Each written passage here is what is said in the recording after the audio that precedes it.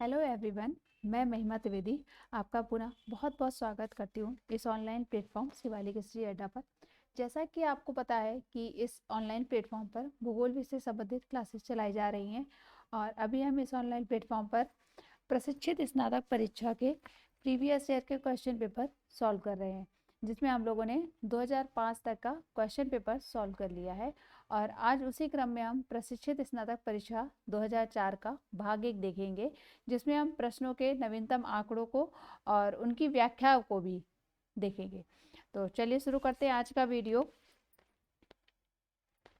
Question number 1, विश्व में सड़क मार्गों की सर्वाधिक लंबाई वाला देश कौन सा है? पहला भारत, दूसरा रूस, तीसरा कनाडा, चौथा संयुक्त राज्य अमेरिका। तो चलिए यहाँ देखते हैं हम नए आंकड़ों के अनुसार विश्व में सड़क मार्गों की सर्वाधिक लंबाई वाला देश जो है, प्रथम स्थान पर है यूएसए, वहीं दूसरे नंबर पर है भारत और तीसरे स्थान पर चीन। तो इसे आप नोट डाउन कर लीजिए और ये जरूर याद रखिएगा कि भारत जो है वो विश्व में सड़क मार्गों की सर्वाधिक लंबाई वाला देश, दूसरे स्थान पर भारत है। तो यहाँ पे जो राइट आंसर है वो है संयुक्त राज्य अमेरिका। आगे देखते हैं, पृथ्वी सूर्य से कितनी दूरी पर स्थित है? पहला 14.96 करोड़ किलोमीटर, दूसरा है 19.46 करोड़ किलोमीटर, तीसरा है 19.6 करोड़ किलोमीटर और चौथा है 14.6 करोड़ किलोमीटर। तो इसका जो राइट आंसर है वो है 14.96 करोड़ किलोमीटर। देखिए, जो पृथ्वी है वो पृथ्वी की सूर्य से जो औसत दूरी है वह है 14.96 करोड़ किलोमीटर। देखिए, जो पृथ्वी के सूर्य से दूरी है वह एक समान नहीं होती है, बल्कि उसमें परिवर्तन होता रहता है, क्योंकि पृथ्वी का जो परिक्रमण पथ है वह वृत्ताकार ना होकर दीर्घ वृत्ताकार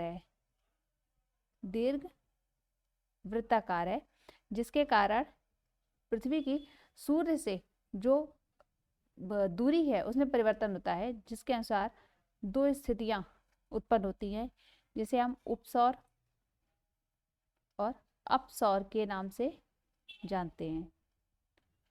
जो उपसौर है यह आपकी 3 जनवरी को घटित होती है।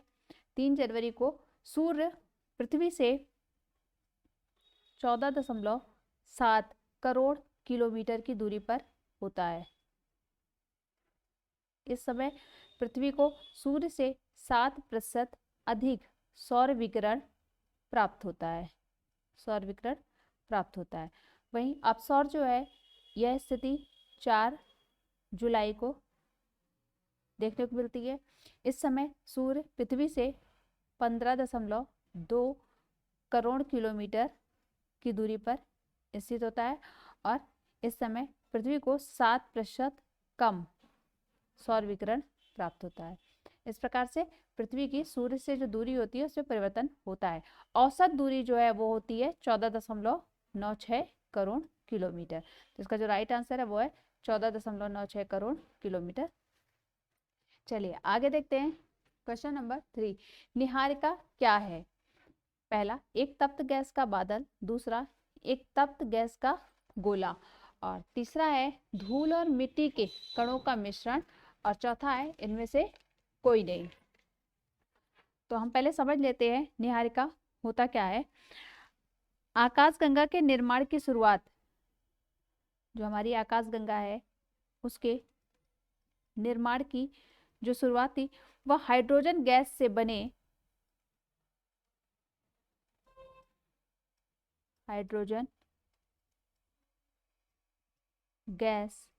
बने विशाल बादल के संचयन से होती है। विशाल बादल के संचयन से होती है, जिसे नीहारिका कहा जाता है। ये जो हाइड्रोजन गैस के विशाल बादल हैं इन्हें ही हम निहारिका कहते हैं, निहारिका कहा जाता है। इस प्रकार यह जो क्वेश्चन पूछ रहा है निहारिका क्या है, तो इसके हिसाब से इसका जो राइट आंसर होगा वो होगा एक तप्त गैस का बादल।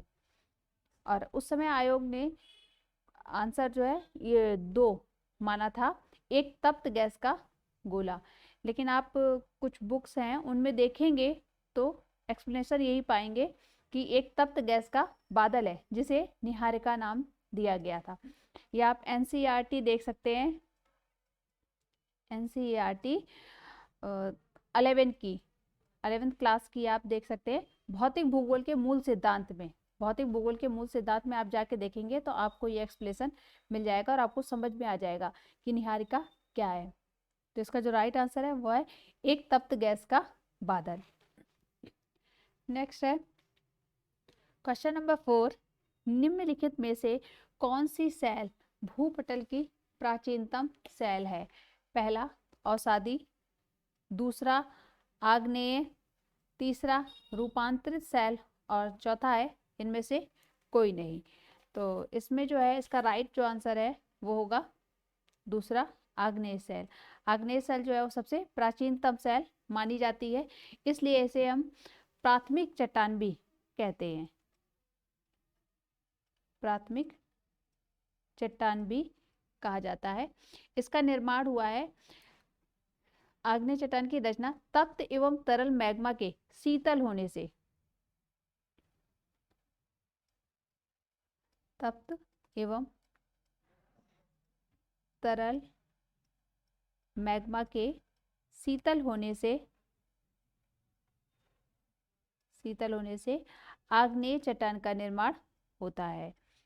और सर्वप्रथम आग्नेय चट्टान का निर्माण हुआ है, इसलिए इसे प्राथमिक चट्टान भी कहते हैं। इसकी कुछ अन्य विशेषताएं हैं, जैसे मैग्मा के ठंडा होकर जमने से इसका निर्माण होता है, इसलिए यह आग्नेय सेल जो होती है वो रवेदार होती है, कठोर होती है, परतों का अभाव होता है इसमें।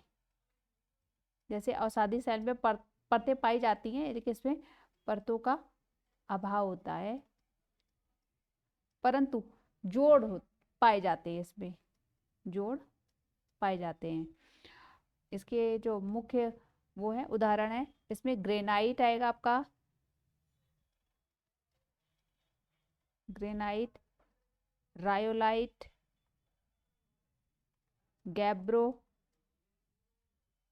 बेसाल्ट, ये सब आपके आग्नेय चट्टान का ही उदाहरण है।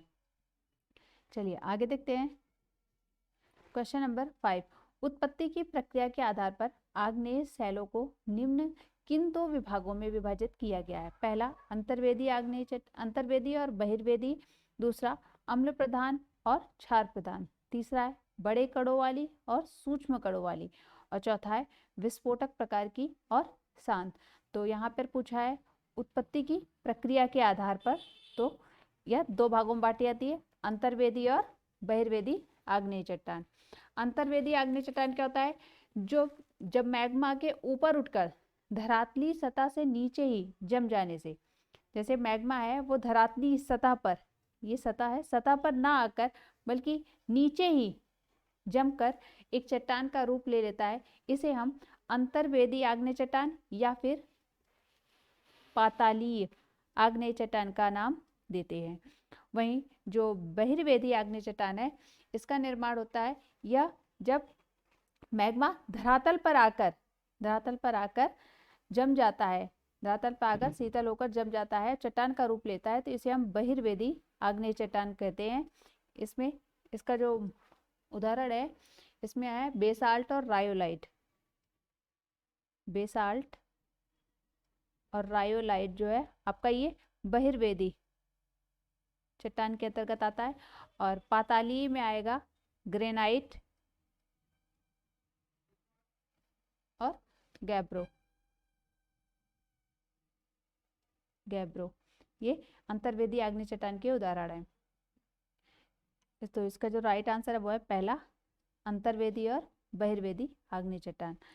आगे देखते हैं क्वेश्चन नंबर 6, ज्वालामुखी उद्गार के समय मोड़कर पर्वतों की अपनति तथा अभिनति में लावा का जमाव हो जाता है, इस प्रकार बनी आग्नेय शैल को कहते हैं। पहला लैकोलिथ, दूसरा बैथोलिथ, तीसरा है लोपोलिथ और चौथा है फैकोलिथ।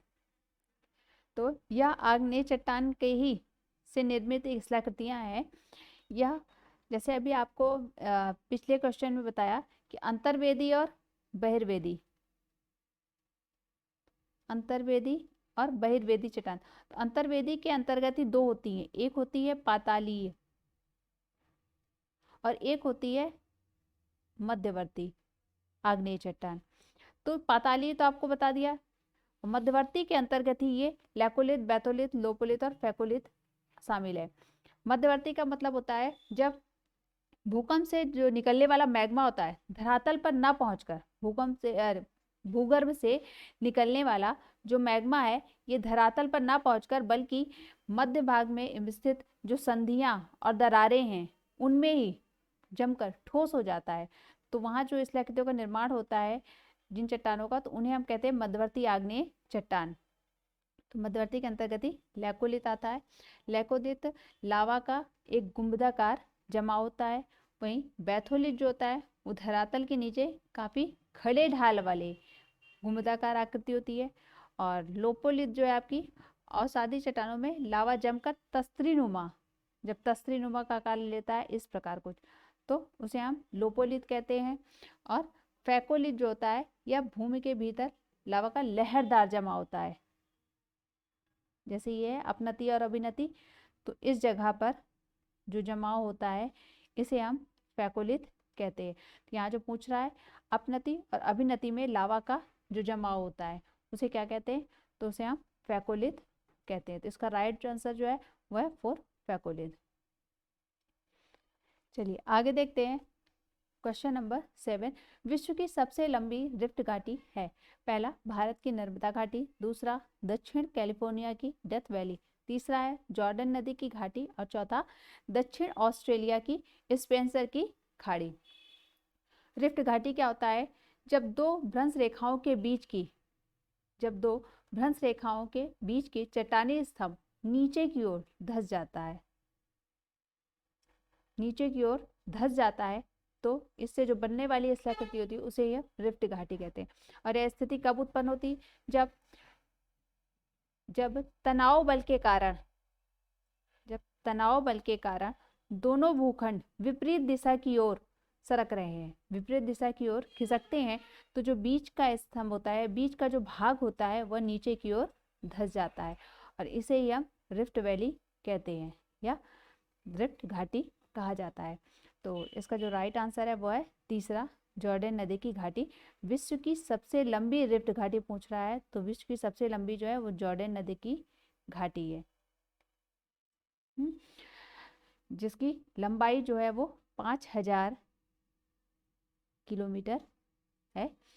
जॉर्डन नदी विश्व की सबसे लंबी रिफ्ट वैली है, जो जॉर्डन नदी से प्रारंभ होकर लाल सागर,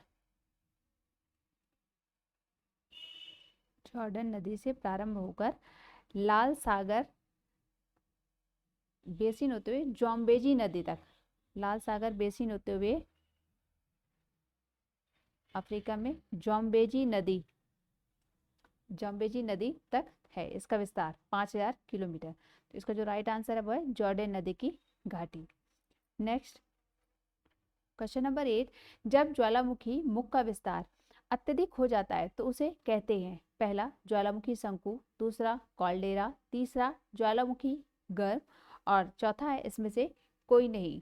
तो इसका जो राइट आंसर है ज्वालामुखी मुख का विस्तार, उसे हम कॉल्डेरा कहते हैं। इसका राइट आंसर दूसरा है कॉल्डेरा। देखिए ज्वालामुखी का जब उद्गार होता है तो इसके जो मुख से जहाँ से लावा निकलता है, प्रवाहित होता है, इसे हम ज्वालामुखी छिद्र कहते हैं या फिर इसे हम क्रेटर कहते हैं। और यही इस क्रेटर का ही विशाल रूप जो होता है इसे कॉल्डेरा कहा जाता है। यहाँ मुख का विस्तार अत्यधिक पूछा है, जब अत्यधिक हो जाता है तो उसे हम कॉल्डेरा कहा जाता है। क्रेटर का ही एक विस्तृत रूप होता है कॉल्डेरा। चलिए आगे देखते हैं। क्वेश्चन नंबर 9, भूकंप का सर्वाधिक प्रभाव पर होता है। भूकंप का सर्वाधिक प्रभाव होता है, पहला उद्गम केंद्र, दूसरा अधिकेंद्र, तीसरा केंद्र और चौथा है उपरोक्त सभी। तो इसका जो राइट आंसर है वो है दूसरा, अधिकेंद्र, इपीसेंटर। भूकंप का सर्वाधिक प्रभाव इपीसेंटर पर पड़ता है। देखिए जैसे ये धरातली सतह है, धरातली सतह है और भूकंप का मूल जो ये है, फोकस जिसे कहते हैं, भूकंप मूल, और जो भूकंप जो उद्गम केंद्र होता है भूकंप मूल के ठीक 90 डिग्री पर, 90 डिग्री पर ही अधिकेंद्र स्थित होता है, इपीसेंटर यहाँ पे कहीं। ठीक है, तो जो भूकंप की जब उत्पत्ति होती है तो उसका सर्वाधिक प्रभाव जो होता है वो ठीक 90 डिग्री पर स्थित उसके अधिकेंद्र पर, इपीसेंटर पर होता है। इपीसेंटर अधिकेंद्र कहते हैं। तो यहाँ पूछा भूकंप का सर्वाधिक प्रभाव होता है अधिकेंद्र पर, राइट आंसर है इसका अधिकेंद्र। नेक्स्ट क्वेश्चन नंबर 10, सुनामी लहरें अधिक सक्रिय रहती हैं, पहला उत्तरी प्रशांत महासागर में, दूसरा पूर्वी प्रशांत महासागर में, तीसरा दक्षिणी प्रशांत महासागर में, चौथा पश्चिमी प्रशांत महासागर में। तो इसका जो राइट आंसर है वो है पश्चिमी प्रशांत महासागर में। सुनामी लहरें अधिक सक्रिय होती हैं पश्चिमी प्रशांत महासागर में, राइट आंसर है चौथा। चलिए आगे देखते हैं। क्वेश्चन नंबर 11, भंजन की प्रक्रिया में चट्टानों का विघटन होने लगता है तथा चट्टानें टूटकर बिखरने लगती हैं, पहला छोटे छोटे टुकड़ों में, दूसरा बड़े बड़े टुकड़ों में, तीसरा उपरोक्त दोनों में और चौथा उपरोक्त किसी में नहीं। तो ये जो भंजन है या अपक्षय का एक प्रकार है, भौतिक अपक्षय का, भौतिक अपक्षय का एक प्रकार है, क्रिया है। देखिए जो भौतिक अपक्षय है वह मुख्य रूप से है अधिक तापांतर, जैसे मरुस्थलीय भागों में, मरुस्थलीय क्षेत्रों में होती है, जहाँ पर जो तापांतर होता है वो अधिक होता है, अधिक तापांतर वाले भागों में, अधिक तापांतर, और या फिर ठंडी जलवायु वाले भाग, ठंडी जलवायु वाले क्षेत्रों में भौतिक अपक्षय घटित होता है। इसकी जो मुख्य क्रियाएं हैं जैसे खंड विच्छेदन है, अपदलन, अपसल्कन, कणिकामय विखंडन, उसी में एक प्रकार है भंजन, सैटरिंग, जिसमें चट्टानों का विघटन छोटे छोटे टुकड़ों में होता है। तो इसका जो राइट आंसर है वो है पहला, छोटे छोटे टुकड़ों में। चलिए आगे देखते हैं। क्वेश्चन नंबर 12, ऑक्सीडेशन की क्रिया से निम्नलिखित किस प्रकार की चट्टानें अपघटित होती है, पहला लौह युक्त, दूसरा सिलिका युक्त, तीसरा चूना युक्त और चौथा इनमें से कोई नहीं। तो इसका जो राइट आंसर है वो है लौह युक्त चट्टानें। ऑक्सीडेशन जो है ये एक रासायनिक अपक्षय है, रासायनिक अपक्षय जो मुख्य रूप से लौह युक्त चट्टानों पर क्रियाशील होता है। जब ये मुख्य रूप से आर्द्रता वाले क्षेत्रों में घटित होता है, आर्द्रता या नमी वाले क्षेत्रों में, जहाँ पर लौह खनिज ऑक्सीजन से मिलकर, जहाँ पर लौह खनिज प्लस ऑक्सीजन, ऑक्सीजन से मिलकर ऑक्साइड में परिवर्तित हो जाते हैं, ऑक्साइड में परिवर्तित हो जाते हैं, जिसके कारण चट्टानों का टूटना फूटना शुरू हो जाता है, क्षरित होने लगती हैं चट्टानें। तो इसका जो राइट आंसर है वो है लौह युक्त चट्टानें। ऑक्सीडेशन की क्रिया लौह युक्त चट्टानों पर क्रियाशील होता है। नेक्स्ट क्वेश्चन नंबर 13, विस्तृत रेगिस्तानी क्षेत्र में कठोर चट्टान की सतह सामान्य सतह से ऊंचे उठे हुए टीले कहलाते हैं, पहला छत्रक शिला, दूसरा द्वीपीभाव गिरी, तीसरा है जुगेन और चौथा है यार्डंग। इसका जो राइट आंसर है वो है द्वीपीभाव गिरी या इनसेलवर्ग जिसे कहते हैं।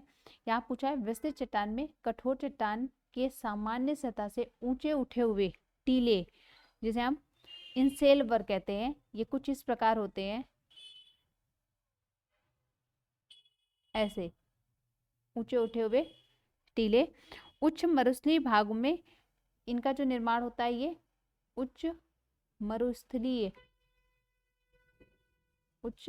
मरुस्थलीय भाग में ये गुंबदानुमाकार आकृति होती है इनकी, जिसका जो राइट आंसर है वो है इनसेल वर्ग। चलिए आगे देखते हैं क्वेश्चन नंबर 14। जब पर्वतीय भाग से कई घाटी हिमनद नीचे उतरकर पर्वत के आधार या तली पर एक दूसरे से मिल जाते हैं तो उस विस्तृत हिमनद को कहते हैं पहला महाद्वीपीय हिमनद, दूसरा पर्वत या घाटी हिमनद, तीसरा गिरिपद हिमनद और चौथा है हिमटोपी। तो इसका जो राइट आंसर है वह है तीसरा गिरिपद हिमनद, पीडमोंट ग्लेशियर जिसे कहते हैं।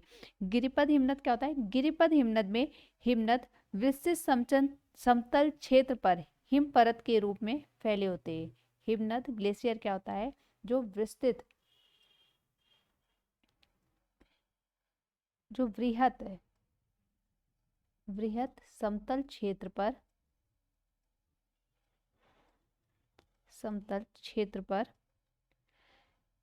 हिम परत के रूप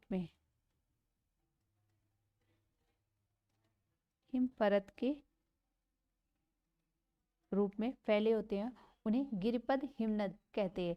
यहाँ पूछा जब पर्वतीय भाग से कई घाटी हिमनद नीचे उतरकर पर्वत के आधार पर या तली पर एक दूसरे से मिल जाते हैं तो उन्हें गिरिपद हिमनद कहा जाता है। इसका जो आंसर है वो है तीसरा गिरिपद हिमनद। चलिए आगे देखते हैं। निम्न में से कौन हिमानी एलोड निक्षेप ग्लेशियो फ्लूवियल डिपॉजिट का उदाहरण है? पहला हिमानी धौत मैदान, दूसरा मोरेन, तीसरा ड्रमलिन और चौथा है फ्योर्ड। तो इसका जो राइट आंसर है वो है पहला हिमानी धौत मैदान। ये पहला है हिमानी धौत मैदान। इनका निर्माण हिमनद के पिघलने से जब उसका जल हिमनद के पिघलने से जब उसका जल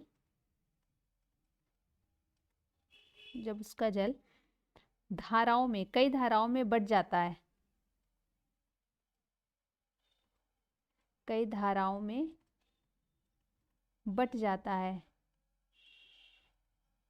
है, और एक डेल्टा के समान की स्थलाकृति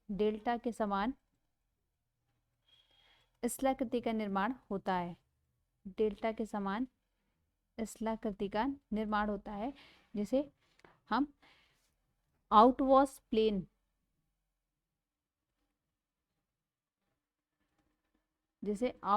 प्लेन या अवक्षेप मैदान भी कहा जाता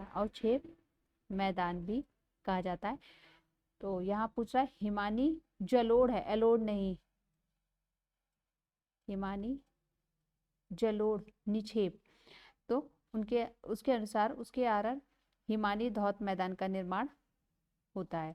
हिमानी धौत मैदान कैसे बनता है? हिमनद के पिघलने से जब उसका जल मैदान में कई धाराओं में बट जाता है और एक डेल्टा के समान स्थलाकृति का निर्माण होता है तो उसे हम हिमानी धौत मैदान कहते हैं।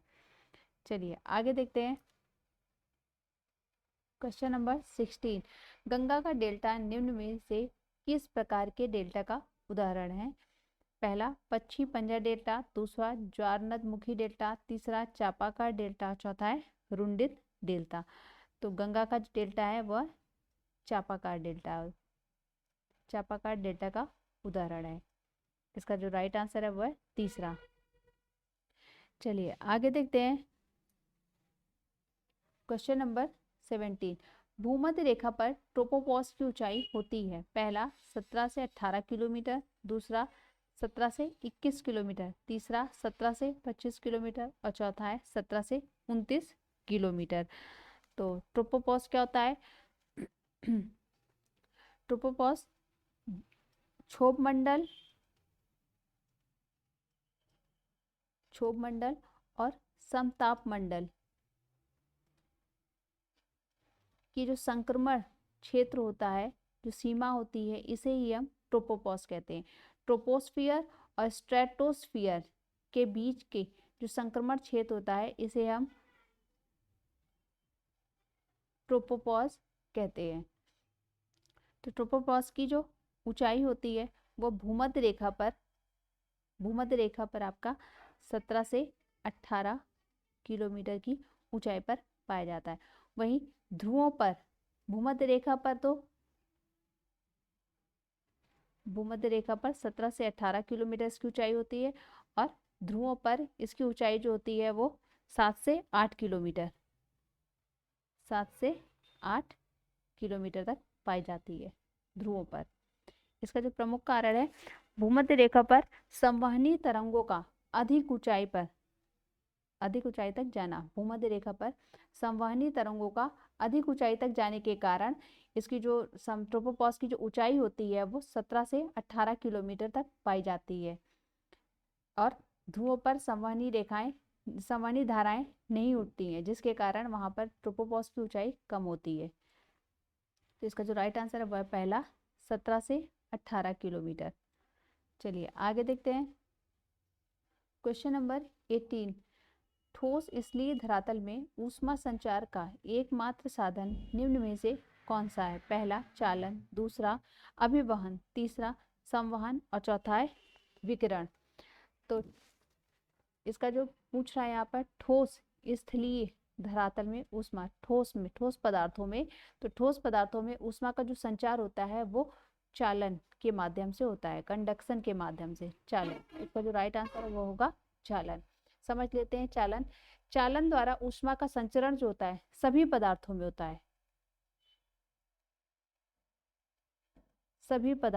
है, ठोस, द्रव, गैस, तीनों रूप में चालन द्वारा ऊष्मा का संचार होता है। ऊष्मा का संचार तो 3 विधियों से होता है, चालन, संवहन और विकिरण, 3 के माध्यम से होता है। तो चालन जो होता है उसमें ऊष्मा का संचरण सभी पदार्थों, ठोस, द्रव, गैस, सभी पदार्थों में होता है।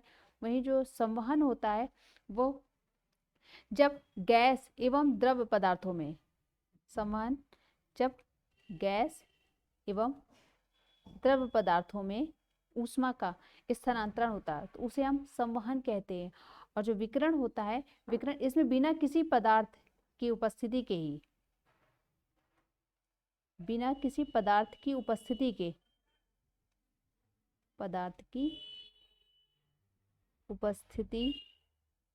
ही, ऊष्मा का स्थानांतरण होता है।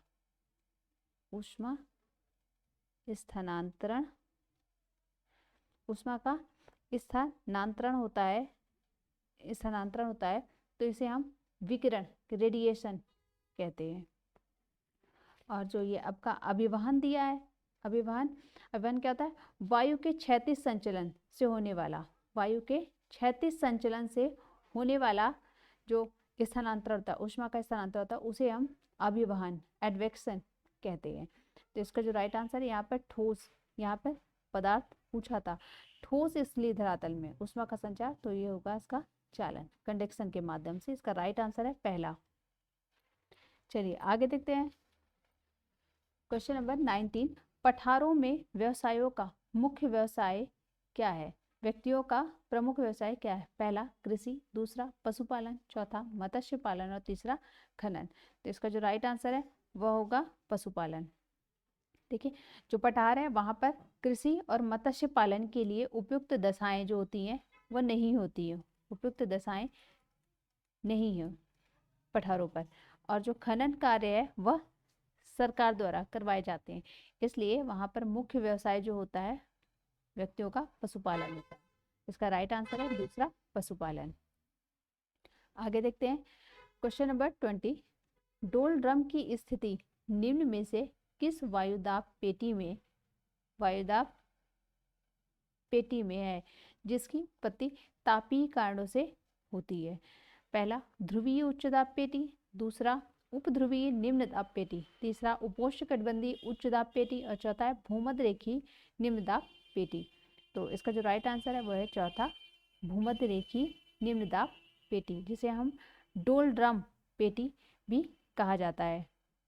क्यों कहते हैं ये समझते हैं।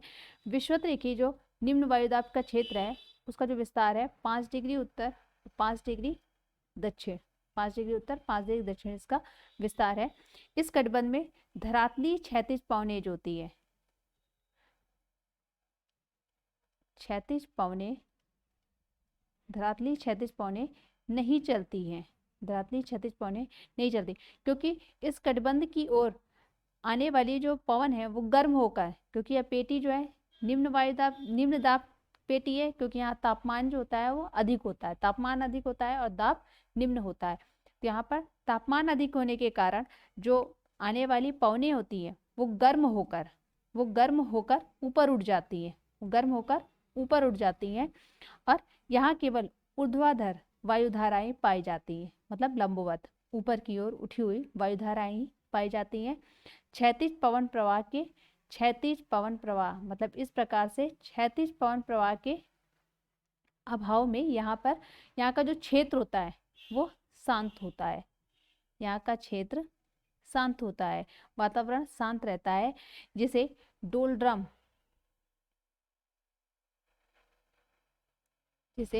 डोलड्रम या फिर अ रीजन ऑफ काम, या फिर इसे नाम दिया गया अ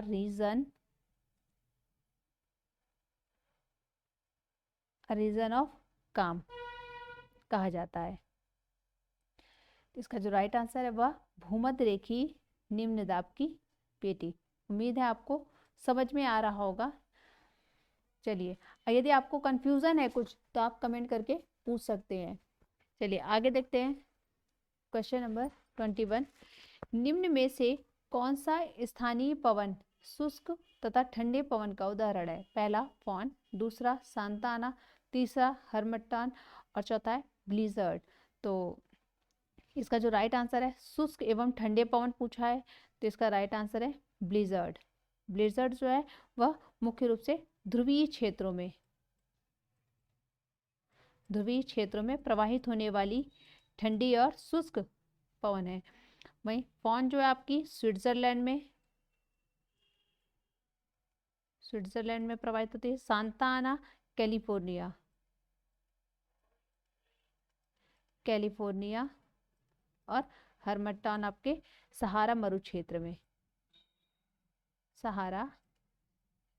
मरुक्षेत्र में प्रवाहित होने वाली पवन है। चलिए आगे देखते हैं। क्वेश्चन नंबर 22, भूमध्य सागरीय जलवायु का विस्तार भूमध्य रेखा के दोनों ओर महाद्वीपों के पश्चिमी भागों में कितने अक्षांश के बीच पाया जाता है? पहला 28 से 30 डिग्री, दूसरा है 30 डिग्री से 38 डिग्री और तीसरा है 30 से 40 डिग्री और चौथा है 35 से 50 डिग्री। तो इसका जो राइट आंसर है वह है तीसरा। भूमध्य सागरीय जलवायु का विस्तार आपका 30 डिग्री से 40 डिग्री उत्तरी एवं दक्षिणी अक्षांश में विस्तृत है। चलिए आगे देखते हैं। क्वेश्चन नंबर 23, महाद्वीपीय शेल्फ कॉन्टिनेंटल शेल्फ की औसत गहराई कितनी होती है? पहला 100 फैदम या 600 फीट, दूसरा है 150 फैदम, तीसरा है 200 फैदम और चौथा है 250 फैदम। तो इसका जो राइट आंसर है वह है पहला 100 फैदम। महाद्वीपीय शेल्फ, जैसे हम महाद्वीपीय मग्न तट भी कहते हैं, मग्न तट कहा जाता है। देखिए, महासागरीय उच्चावच होते हैं जिन्हें हम समझ लेते हैं।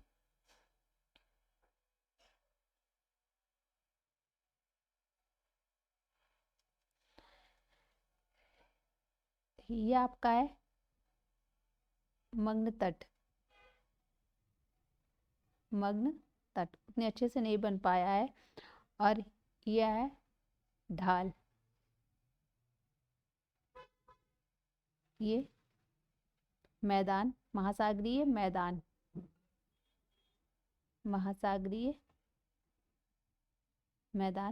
और ये गर्त।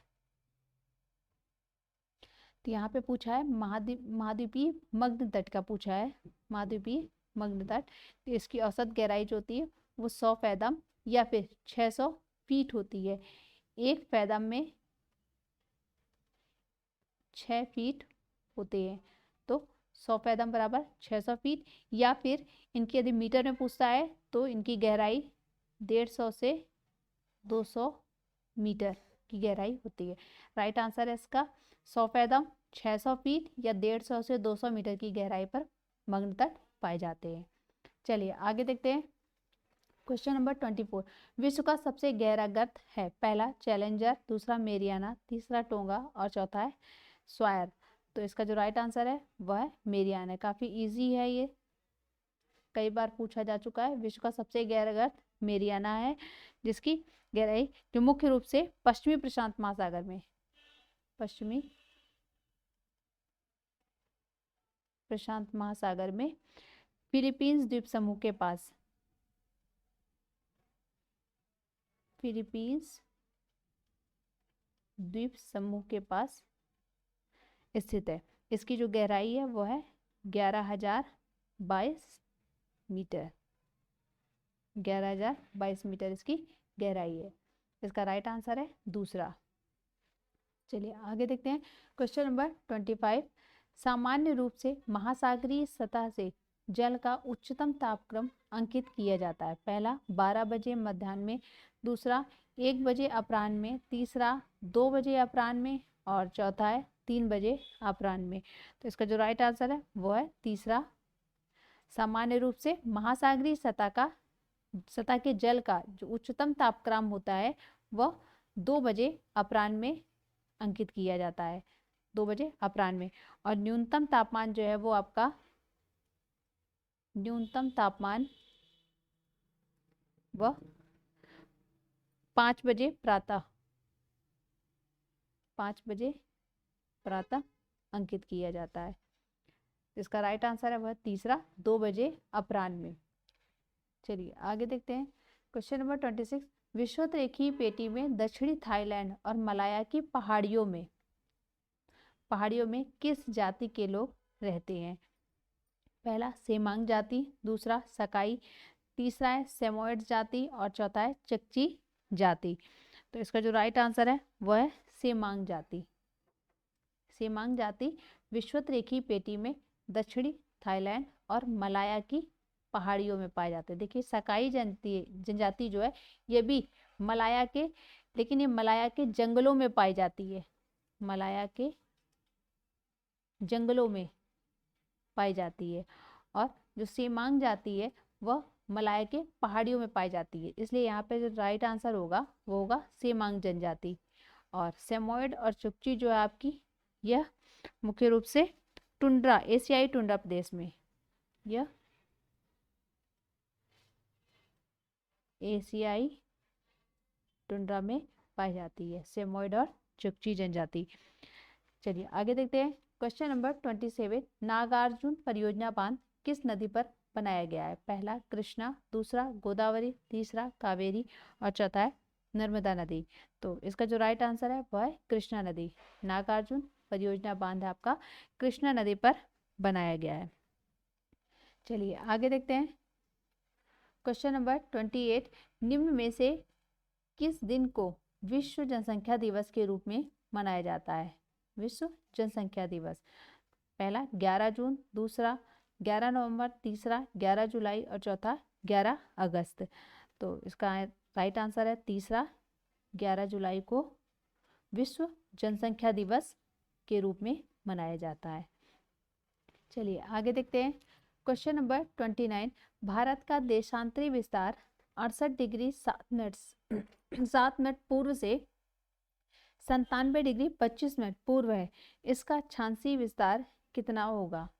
पहला 12 डिग्री 4 मिनट से 37 डिग्री 6 मिनट उत्तर, दूसरा है 8 डिग्री 4 मिनट से 37 डिग्री 6 मिनट उत्तर और तीसरा है 10 डिग्री 5 मिनट से 38 डिग्री 6 मिनट उत्तर और चौथा है 15 डिग्री से 30 डिग्री उत्तर। तो इसका जो राइट आंसर है वो है अक्षांशीय विस्तार पूछ रहा है, दूसरा होगा 8 डिग्री 4 मिनट से 37 डिग्री 6 मिनट उत्तर। भारत का देशांतरी विस्तार और अक्षांशीय विस्तार 8 डिग्री 4 मिनट से 37 डिग्री 6 मिनट उत्तर। राइट आंसर है दूसरा। चलिए आगे देखते हैं। तीसरा क्वेश्चन नंबर 30, दून घाटी कहाँ अवस्थित है? पहला महान हिमालय में, दूसरा लघु हिमालय में, तीसरा शिवालिक हिमालय में और चौथा उपरोक्त किसी में नहीं। तो इसका जो राइट आंसर है वो है उपरोक्त किसी में नहीं। इसलिए क्योंकि यह जो दून घाटी है यह दो हिमालय के दो श्रेणियों के मध्य में स्थित है। यह मुख्य रूप से शिवालिक हिमालय और मध्य हिमालय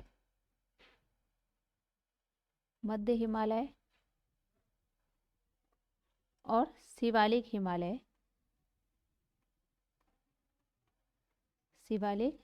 हिमालय ये दोनों एक सीमांत दरार से अलग होते हैं। ग्रेट बाउंड्री फॉल्ट से मध्य हिमालय और शिवालिक हिमालय अलग होते हैं। यहीं पर अनेक घाटियां पाई जाती हैं, जिन्हें पश्चिम में हम दून कहते हैं, जिन्हें पश्चिम में दून के नाम से और पूर्व में द्वार के नाम से जाना जाता है। यह मध्य हिमालय और शिवालिक हिमालय के मध्य में स्थित दरार घाटी में स्थित घाटियां पाई जाती हैं, जिन्हें दून और द्वार के नाम से जाना जाता है। तो यहाँ दून घाटी पूछ रहा है, तो दून घाटी यहाँ पर इनमें से उपरोक्त में से कोई नहीं होगा। इसका जो राइट आंसर है वो है चौथा, उपरोक्त में से कोई नहीं। चलिए आगे देखते हैं। क्वेश्चन नंबर 31, जाड़े के दिनों में भारत के उत्तरी पश्चिमी भाग में वर्षा होती है। पहला तूफानी है, दूसरा उष्णकटिबंधीय झंझावात से, तीसरा है लौटते मानसून से और चौथा है पश्चिमी प्रतिरोध से। तो इसका जो राइट आंसर है वह चौथा, पश्चिमी प्रतिरोध से के कारण जाड़े के दिनों में भारत के उत्तरी पश्चिमी भाग में पश्चिमी प्रतिरोध से वर्षा होती है। पश्चिमी विक्षोभ जिसे हम कहते हैं, पश्चिमी विक्षोभ होता क्या है? एक शीतोष्ण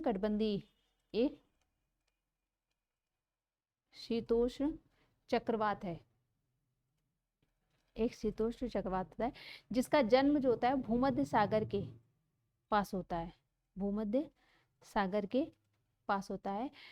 यह पूर्व की ओर, जब यह पूर्व की ओर भूमध्य सागर के ऊपर या भूमध्य सागर के पास में होता है, जब यह पूर्व की ओर बढ़ता है, ये चक्रवात जब यह पौने पूर्व की ओर बढ़ती है तो भारत के पश्चिम भाग में एंटर करती है, पश्चिम भाग से अंदर की ओर प्रवेश करती है, जहाँ पर्याप्त मात्रा में इनमें नमी होती है, पर्याप्त मात्रा में भूमध्य सागर से ऊपर होती हुई आती है, इसलिए इनमें पर्याप्त मात्रा में नमी होती है।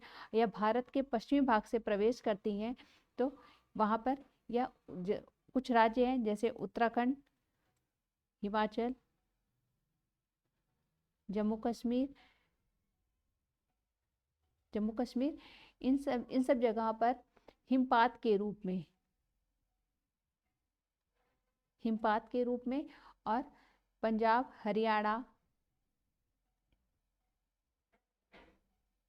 हरियाणा, उत्तर प्रदेश जगहों पर बूंद के रूप में वर्षा करती है। समझ में आ गया होगा आपको। जाड़े के दिनों में भारत के उत्तरी पश्चिमी भाग में वर्षा जो होती है वो पश्चिमी विक्षोभ से या पश्चिमी प्रतिरोध से होती है। ये एक प्रकार के शीतोष्ण चक्रवात होते हैं जिनका जन्म भूमध्य सागर के ऊपर होता है। जब ये भूमध्य सागर से पूर्व की तरफ प्रवाहित होती हैं, क्योंकि ये पछुआ पवन के क्षेत्र में भूमध्य सागर से पूर्व की ओर जब प्रवाहित होती हैं, ये पश्चिम से पूर्व की तरफ चलती हैं, तो यह भारत में पश्चिम भाग से प्रवेश करती हैं और इनमें पर्याप्त मात्रा में नमी होती है। नमी के कारण यह उत्तराखंड, हिमाचल और जम्मू कश्मीर जैसे राज्यों में हिमपात के रूप में तथा पंजाब, हरियाणा, उत्तर प्रदेश में यह मुख्य रूप से जल बूंदों के रूप में वर्षा करती है। इसका जो राइट आंसर है वह है पश्चिमी प्रतिरोध से। चलिए आगे देखते हैं। क्वेश्चन नंबर 32, सूची 1 को सूची 2 से सुमेलित करना है। यहाँ पर सूची 1 में नदी दी गई है और सूची 2 में परियोजना दी गई है। का कृष्णा, खा है सतलज नदी, गा महानदी और घा भागीरथी। तो कृष्णा नदी पर नागार्जुन सागर परियोजना है, सतलज नदी पर भाखड़ा नांगल परियोजना, महानदी पर हीराकुंड और भागीरथी नदी पर टिहरी परियोजना बनाई गई है। चलिए आज का वीडियो यहीं समाप्त करते हैं। आप कमेंट करके ज़रूर बताएं कि वीडियो कैसा लगा है, आपको समझ में आ रहा है या नहीं। और मेरे साथ अंत तक वीडियो में बने रहने के लिए बहुत बहुत धन्यवाद। चलिए मिलते हैं नेक्स्ट वीडियो में। Thank you.